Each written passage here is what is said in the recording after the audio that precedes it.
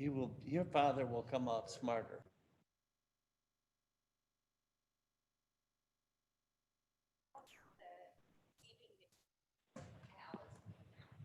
Good morning. Paul. Yeah.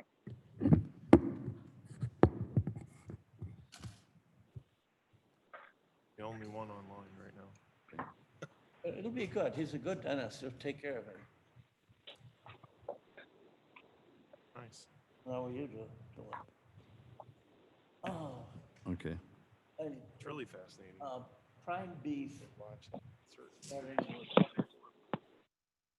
with that, yeah, I know there's Kobe and there's prime. Wagyu.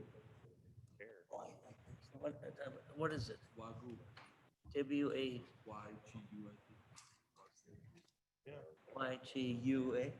Yeah. Everybody's running for Like office. Kobe? Similar, yes.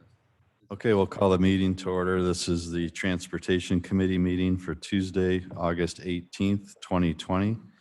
Could I have a motion to put our minutes on file from July 21st, 2020? Mr. Caius and Mr. Hanson. Go ahead and call the roll. Kenyon, Yes. Hanson, Here. Iqbal, Iqbal here. Caius, Caius present. Sanchez. Here. Weber, Here. Martin. Here. Okay, Caius and Hanson moved in second to approve the minutes. All in favor, say aye. Aye. Aye. Opposed, same Roll sign. call. Roll Morning, call. board. Maybe you should combine them. Yeah. Kenyon. Is that Pat it? Jager. Hanson, Hey, Pat. Iqbal, Iqbal, yes. Caius, Caius, yes. Sanchez, Yes. Weber, Yes. Martin. Yes. Okay, we'll start out with our finance report from Tom. Yeah, the report's in your packet. I don't have anything to add to that unless you have any questions. Any questions for Tom? Then we'll move on to maintenance report. I apologize, hold on one second. On the maintenance report, the second mowing will start in the highway right-of-way around the second and third week of August. That's all I have. Okay, any questions on maintenance? Mr. Martin? Microphone?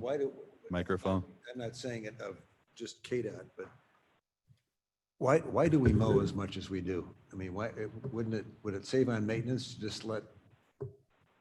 You know, a lot of it deals with the safety of the motoring public. That's the primary thing, especially sight distance at driveway and. I can intersection. understand some And- necessities. But when I see the mowers out, it just seems to me, I mean, it looks nice when it's all It manicured. has been reduced somewhat over recent years where we just do the single pass close to the road and then the full mowing Okay. later on. And some of it's also weed control. There you go. But Mechanical weed control. Is that what chemicals are for? Mechanical. We Mr. Caius? have done an analysis in the past of what the best way to do it is, or some sort of a numerical kind of a XYZ to do a. we continue to assess it, and we do continue to look at the environmental aspects of it. We don't necessarily mow the whole right away like we used to, so we have reduced it. You know, there are some thoughts in regards to some of the insect populations, butterflies, that kind of stuff. And So some best practices we're applying that Yes. are general to our size of Pheasants. county. Pheasants are roadway. gone. If you don't mow it, fairly regularly, you start get woody plants growing up and things like that. Yeah. So, If you will, oh, yeah. but I would say it's pretty much been minimized over the last few years with the single. Curious as to what the thought process was. Okay. Any other questions? Okay, if not, we'll move on to planning and programming report. planning programming report is in your packet. We did launch some of the Fox Valley Bike Share programs recently. The long-range transportation plan, it's our hope this month or at least early September, to have that open to public review and public comment in the near future. That's all I have. Okay. Any questions for Tom? Mr. Caius? On the bike, excuse me, on the bike share program, or will we be getting some data in return to see how that progresses in soon? I mean, we'll have data to Right, yeah. help us assess if it is working adequately and such. Right now, the primary entities are park districts and municipalities. We just assist with the program. So we'll find out some information as well as we continue to also do our own surveys and evaluations. Yeah, I think East Dundee was talking about it in there, because I believe they're part of the program, right? Yeah, with the recent COVID aspects, about half of the partners decided to wait until next year just to assess how the current agencies are functioning. And so it will be something that we are going to be talking about in the future. Okay, any other questions for Tom on planning and programming? If not, we'll move on to item B, which is approving a road improvement impact fee discount. Tom? Every once in a while, you'll see something as far as a discount agreement when new development's occurring. This is a request of the committee to approve a discount agreement. It is, what happens is, since it's under a certain dollar amount, I believe it's under $100,000, the committee has to authorize the county engineer to sign this agreement. And this is for a mixed-use development. It's located on the aerial here. You'll see it's located. This is Randall Road right here, and then this is Orchard that ties into the Randall Road. So it's in the southwest corner of Orchard and Randall. We really want to make sure that developments, as best they can, utilize smart growth principles, as well as what they call LEED. It's basically leadership in environmental and energy programs. And mixed use is a positive direction to go with land use. This development meets the criteria for a 50% discount on their impact fees, and staff is recommending approval of that. Essentially, this development, as you can see in the southwest corner there's a lot of different types of land use that's mixed in with the 28 proposed apartments. The mixed land use has to be within a half-mile walking distance in accordance with our impact fee program. And then the other aspect of it is that there are commercial storefronts below the apartments located at this location as well. So it meets the criteria, and staff is recommending approval. Mr. Caius? Do we need Are a you making a motion? motion? Okay, I'll make a motion. Mr. Caius moves, Mr. Hanson seconds. Questions and answers? Mr. Caius, go ahead. Question. I noticed that in the checklist to approve the waiver of fees, that there was listed that it has to, the certain criteria are sent. There's a school, there's a store, there's a restaurant. Bulldog Ale House is real close too, so I like that. That kind of place. It listed close to some transportation, like a public transportation, and it had it as other. It didn't have the CTA. Would that be PACE or something? This is a PACE corridor area. We also will do it around Metra, and we also provide these discounts around what we call transit supportive corridors. So there are certain corridors that the county board has adopted as transit supportive. Even though PACE might not actually be on that corridor, we still want the land use to be encouraged to show up on that corridor. Honestly, a lot of King County is it's not very PACE supportive yet, and the only way you're going to get there is by getting the density and mixed use, and so those are the primary things: Metra, PACE, or PACE supportive, and we try to do our best to encourage appropriate land use development instead of just the one type of land use in one location. We want to make sure that you can walk to your barber or your restaurant, or, so we're trying to figure out ways that this is one of the programs that the county adopted about 10 years ago to help facilitate smart growth. And I think it makes a lot of sense. So, but just to be clear, it's sort of a chicken or the egg. We're waiving the requirement. It is close to a corridor, but is no pace, no metro, not within walking distance. This location has had pace in the past.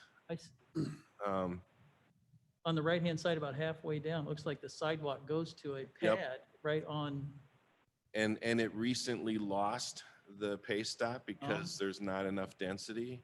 I think we voted for that. So this is one of the language in the ordinance is both along a pace corridor as well as a transit supportive corridor, and Randall and Orchard are both considered transit supportive. They're busy. Yeah. Any other questions? Comment. Pace has got a bus stop at Red Gate Road that'll take care of all the factories around that area. Yes. It's nothing but houses and big houses. Get another one you're talking about. Any other comments or questions? A lot of ridership in that area, I guess. Seeing none, Hey, all in Charles. favor, say aye. All the Aye. Oh, call the roll. Kenyon, Yes. Hanson, Yes. Iqbal, Iqbal, yes. Caius, Caius, yes. Sanchez, Yes. Weber, Yes. Martin, Yes. Cross. Yes. Move on to item C, a resolution. This is approving the release of covenants, easements, and restrictions on a King County highway right-of-way. Need a motion and a second. Moved by Mr. Sanchez, second by Mr. Martin. Tom? I'm just going to go to the aerial here. Along Orchard Road at the southeast corner of Galena and Orchard, there's property that the county owns that has detention. And so it's generally this area here. And it's part of a platted subdivision that has on that subdivision easement and other restrictions as part of that platted subdivision. Every few years, we tend to have a change in the subdivision where the county then is required to come in and concur and sign off on new language or restrictions or release of restrictions, et cetera. And so this time, and there may be county board members here that have been involved with that process. This time it was thought, let's just seek the release of those restrictions and covenants, and the other property owners have concurred with that. And so what this resolution does is authorize the county board chairman to sign off on dealing with that issue and resolving it so that we don't have to participate in further changes in the future. Staff is recommending approvals.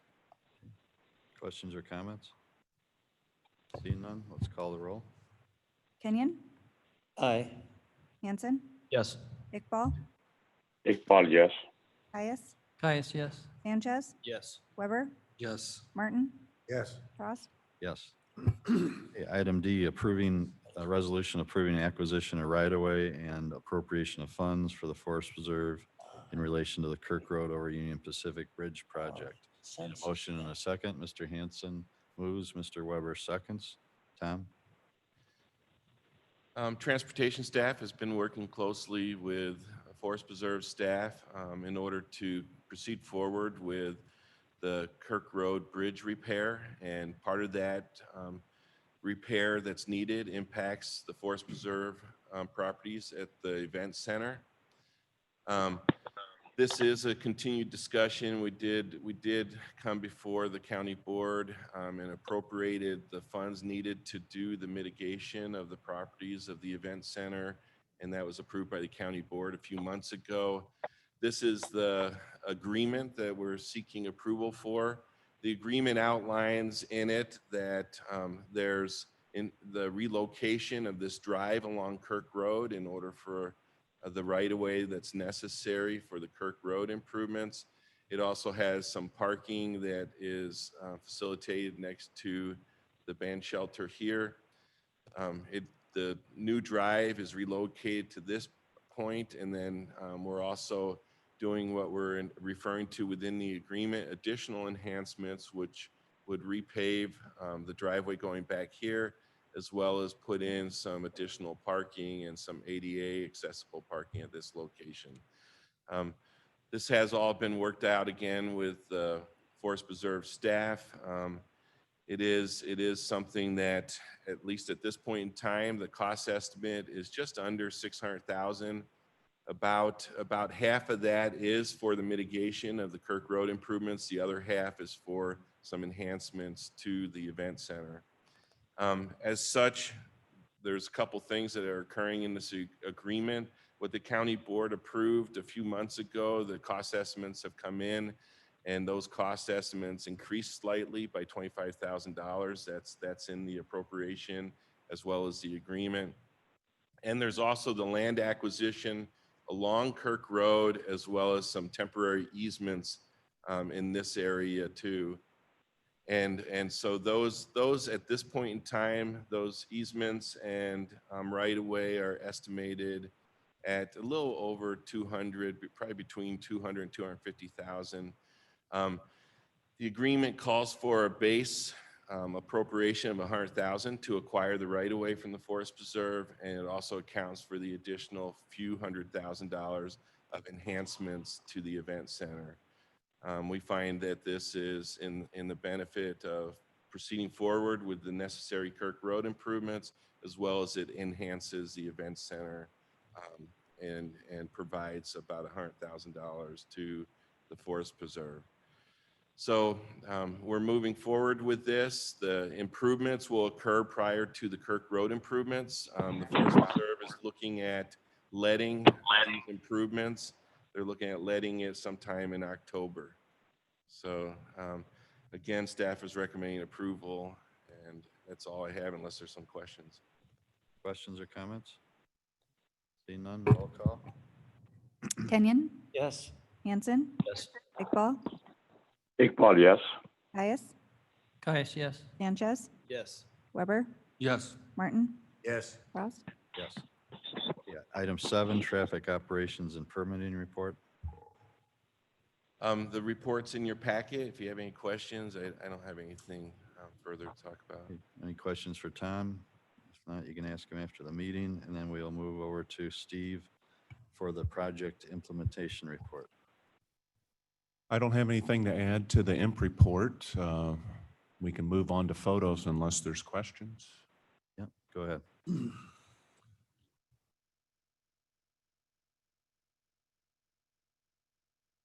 I guess it's not moving. Oh, it's not working? Okay. You just went through two. Wait. Now. Okay. I got to aim it better, I guess. The first photo shows the landscaping work that's going on Long Meadow Parkway, section B2 near Illinois 31. That was open to traffic to go from the east end of Algonquin at Whitechapel Lane East to the Illinois 31 connector road, so now you can access Illinois 31 from Long Meadow Parkway. The hot mix asphalt multi-use path pavement prep and pond excavation and landscaping work is going on section C1, which is on the east side of the bridge there primarily. You're seeing at the bottom. Section C2, which is our last mainline pavement section from Sandbloom Williams east to Illinois 25, mass grading and storm sewer work is ongoing there. That's on the east side of the river.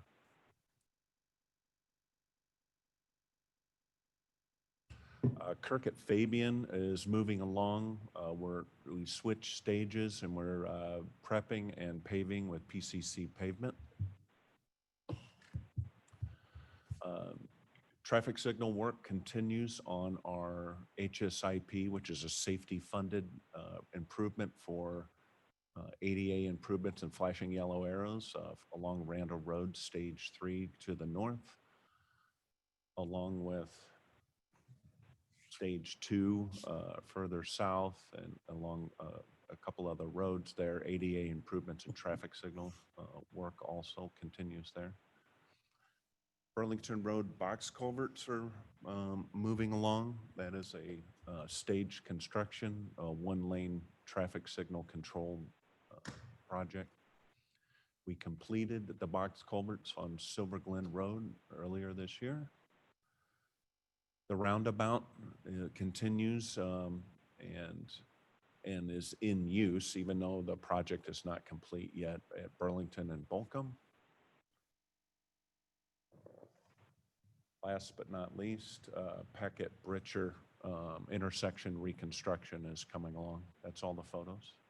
Okay, any questions or comments? That roundabout, it's got to be a record project. It seems like they just broke ground on it and it's moving right along. And I do want to mention Mayor Schmidt, the late Mayor Schmidt from Algonquin was one of the big supporters of Longmeadow. And we received an email chain where him and some of the aldermen from up there rode the section from Whitechapel down to 31, and they're all real excited. And that was our last contact with him, but it was a very positive way to end things with him, unfortunately. Any questions or comments, Mr. Hanson? General one about roundabouts. There's one real close to where I live that belongs to the city of Aurora. It's not ours, but it seems like every 2 or 3 weeks we're hanging new new street lights and new signage around there for trucks that don't know that they shouldn't be using that roundabout, or they just straight drive over the roundabout.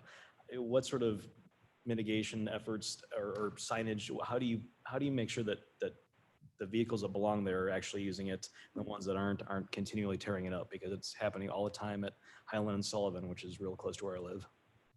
You know that you can put up all the signs, traffic signals, street lights. There's no guarantee that everyone's going to read them, pay attention, or they might read them and disobey them.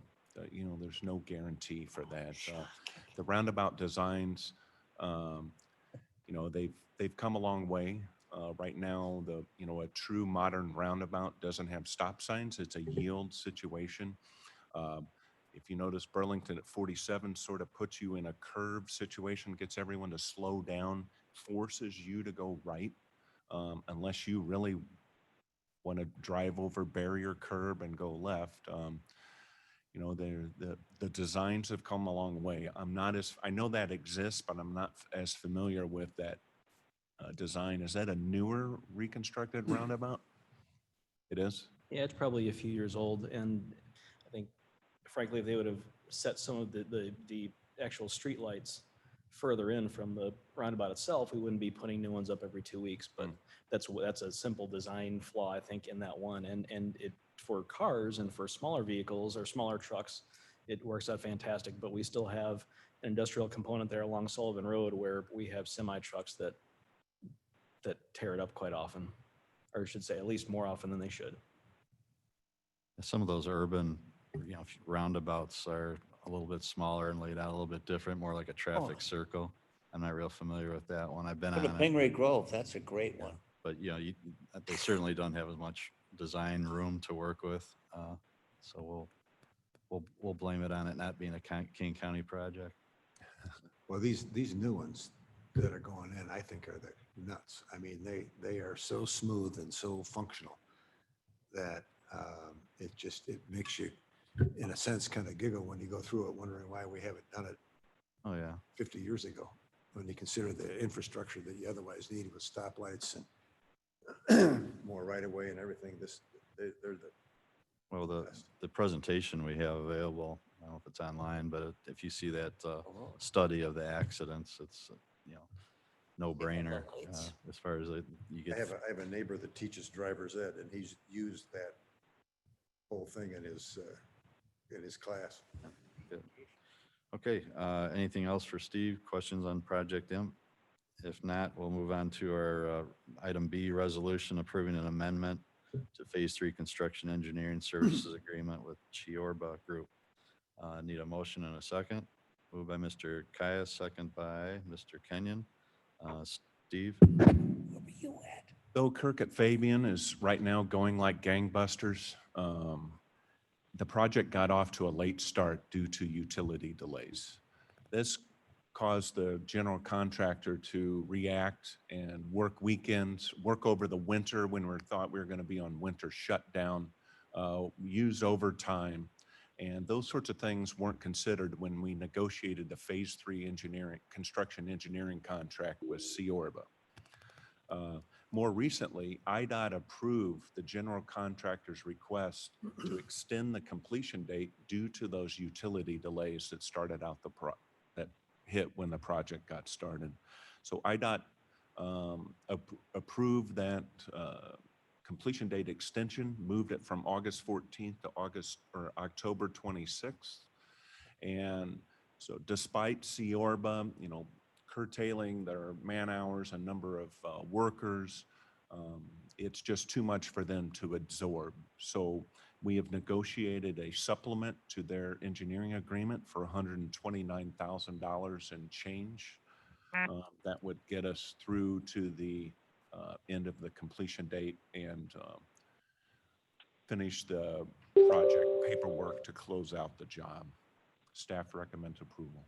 And this just covers observation and engineering oversight, not the actual work itself. Correct. Questions or comments, Mr. Kenyon? That is a first-rate job on that bridge. It came out really well. The Fabian Bridge. Excellent.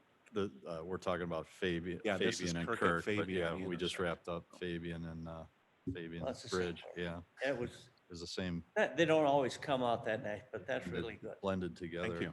sometimes. Mr. Hanson? Would those funds be built into or be part of a contingency set aside from earlier or not? We don't typically include a contingency, and we didn't include a contingency for the phase 3 engineering. We do for the construction projects typically.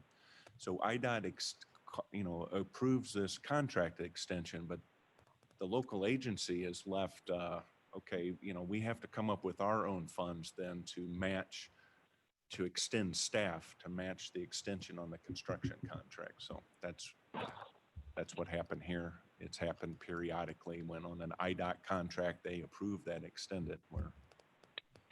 I've been by there on late Saturday, and they were going gangbusters over there. So contractor's been really moving along. Mr. Frost, Mr. Chairman, Mr. Caius? it does say on the resolution that this item was budgeted. So if it's in the budget, where? If it's not contingency, It's not contingency, right? where does it fit in the budget then if it's not part of contingency? Our budgets have a lot of different projects in it, as well as there's various cost estimates that we are estimating at the point of time that sometimes come in lower, sometimes come in higher. Most often it's lower. So it is in the budget. It's not necessarily specific line item, but it's in the budget. We are constantly looking at the various budget sections. We have to work with, I think everybody understands the 40s, 50s, 60s, and 70 line items. The capital improvement line item, we strictly adhere to the budget caps. There are adjustments on every single project. There are adjustments up and down that we are constantly looking at cash flow. Okay, thank you. Other questions? Now we'll do roll call. Kenyon, Yes, Hanson, Yes. Iqbal. Iqbal. Caius, Caius, yes. Sanchez, Yes. Weber, Yes. Martin, Yes. Frost, Yes. Resolution passes. We'll move on to item C. This is an approving an agreement with A to B USA LLC of Downers Grove for toll collection system for the Long Meadow Parkway Toll Bridge. Motion and second, Mr. Kenyon. Second by Mr. Martin. Discussion? Steve? KDOT staff worked with our consultants and the purchasing staff to complete an RFP process for the Long Meadow Parkway toll collection services. The toll collection services include the labor and equipment needed to install. And there's a photo here of the gantry, it wouldn't be the gantry they would install, but the equipment on the gantry for capturing transactions for using Easy Pass transponders sticker tags that we'll issue for our discount program for Village of Algonquin and King County residents. Also, license plate image capturing services, the operation and maintenance of these systems, and the selection team ranked. We looked at five firms submitted proposals. We shortlisted 3 firms, conducted interviews, reviewed their proposal, and their best and final offer on the cost. And the team ranked the firm A to B highest. Their contract is for an initial 6-year term with 2 additional 2-year options for a total potential maximum contract length of 10 years. That was at the recommendation of our consultant. We also got the approval from the Director of Purchasing, and Director of Finance to consider that extended contract length. And the contract amount is for $4,664,415.92 maximum for that entire 10-year contract. Okay. Staff recommends approval. Questions or comments? Mr. Kais? Yeah, the $4 million is, that was a question I had. It's for the full 10 years. Does that change if we don't do the 2 options? Correct. The optional? So Correct. there's at some point it just quits because we're just taking off, Below. we're spending as we go up to that limit. And if we get to 6 years, decide to change, then wherever we're at, the rest of it 6, 8, or 10 option, right? stays in, the money stays in. Correct. Is there, now often in resolutions and appendices, we have a comparison of the companies and their offers, but there is no comparison of the final top 3 for this project. That information was not included in the packet. No. It is available, and it's something we worked with purchasing and developed a spreadsheet and spent many hours, as Carl and Tom can agree on, reviewing and the proposals and the best and final offers. I believe, yeah. It's a very complicated project and 38 pages. I would like to see those if possible, though, I don't know or at least a summary of the 3 comparisons on the top. Yeah, There must be a final sheet that It is says- available, sure. Okay, available. It's not an on- Excel spreadsheet that we can share. Okay, well, that'd be great. Thank you very much. So staff will get that to you. Anything else? Mr. Weber? Thank you, Chairman. What's the payment schedule on something like this? Is just monthly payment spread out over whatever the number of years are? So let me pull up my spreadsheet. There's some lump sum items, there's some monthly items. You've got that initial construction of the equipment up here, on the gantry. There's also control boxes, they've got to get the information back to our control box. We have a building next to there. So there is a ramp up type of construction cost.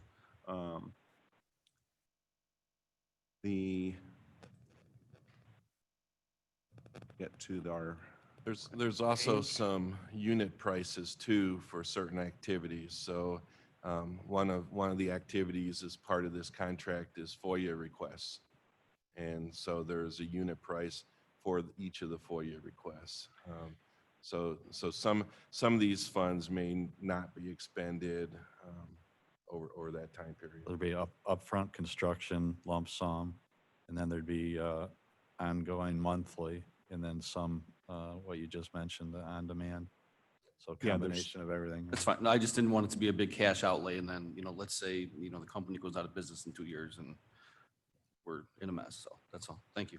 Mr. Kais, you to follow up? Yeah, and the $4 million is, I'm just trying to understand the funding on this too, is the $4 million is from Transportation Sales Tax Fund 305, which, so just so that I understand, is this, we're paying a toll as we use it, if we use the bridge up there, is the toll paying for this particular thing, or is this additional $4 million that comes out of the sales tax fund and then is not put back in? Well, ultimately, the toll's paying for everything, but, Well, the toll is paying for the specific construction area. This is eligible for toll costs.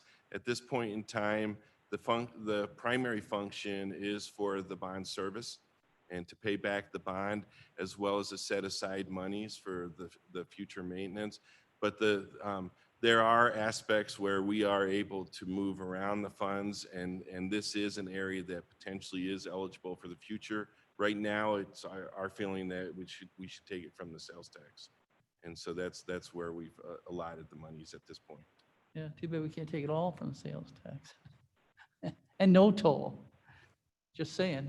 Oh, and by the way, on behalf of the residents in my district, District 23, who have opposed the toll and continue to oppose the toll, I will be voting no on this, and I encourage you also, as Julie. fellow board members, to do so. duly noted. Any other comments or questions? Let's do a roll call. Kenyon, Yes. Hanson, Yes. Iqbal, Iqbal, yes. Caius, Caius, no. Sanchez, No. Weber, Yes. Martin, Yes. Ross. Yes. Motion passes with 2 noes. I need a motion and second to put all our various reports on file today. Mr. Martin and Mr. Hanson, seconds. All in favor, roll call? Kenyon, Yes. Hanson, Yes. Iqbal, Iqbal, yes. Caius, Caius, yes. Sanchez, Yes. Weber, Yes. Martin, Yes. Franz. Yes. And I don't believe we have need for executive today. No need for No need for executive session. No public comment. Motion to adjourn. Moved by Mr. Kenyon, second by Mr. Weber. All in favor, say aye. Aye. Opposed, same sign. We are adjourned. Thank you. Um, Gabby's last record. meeting of transportation. Be you. When will the minutes be ready? Forest Preserve. That's- When will we the are minutes be applauding ready, but Gabe? crying at the same time. Behind our masks, those of us who choose to be safe and wear masks. Hey, Tom. Took my daughter to college. Oh. I've always been told